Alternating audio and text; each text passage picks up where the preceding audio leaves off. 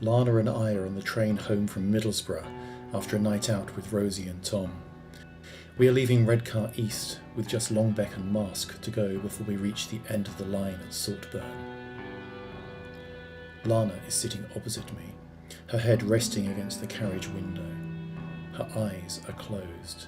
She's tired, but I know she isn't asleep. I'd like to talk, but at least I can stare at her without being challenged. She really does look particularly stunning. Because of the dim lights in the club, she's put on more makeup than she would do normally, exaggerating the size of her eyes and her lips. She's even added false eyelashes. And she is wearing the dark red dress I bought for her at Christmas. I notice all this, and such details as the choker necklace and the ring with the little rubies. Both were once her grandmother's, because I do value her, no matter what she might think. I guess she has made the effort because of our argument about having a baby. When we quarrelled, she had shouted, "You take me for granted. You assume I'll still be here in another 10 years' time, waiting for you to make up your mind." But she was wrong. I have never taken her for granted. Far from it. Every single morning I wake up and rejoice that she is with me and that we share the house on Sapphire Street. And I am amazed we have such wonderful friends and that I remain in a reasonable job despite an impossible boss. Above all, I can't believe that what I did so long ago has yet to catch up with me. What I have not told Lana is I live each day as though it is my last of freedom. When the post arrives, the telephone rings, or if there is a knock at the door, I am expecting the worst, even after I do the calculation. 18 years. And I wonder if this perpetual fear has perversely given me an extra appreciation of my life. I savour everything it has been my great fortune to have achieved or to have held on to. And so I would insist that I never take Lana for granted.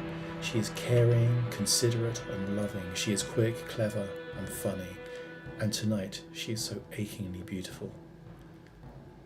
Lana's eyes open and she sees me staring at her. She smiles and closes them again. But the smile remains. The one I always feel is for me, something nobody else is privileged to witness. It is the smile she saves for after we have made love. It changes her face, raising her cheekbones and narrowing her eyes. It makes her appear mischievous and knowing.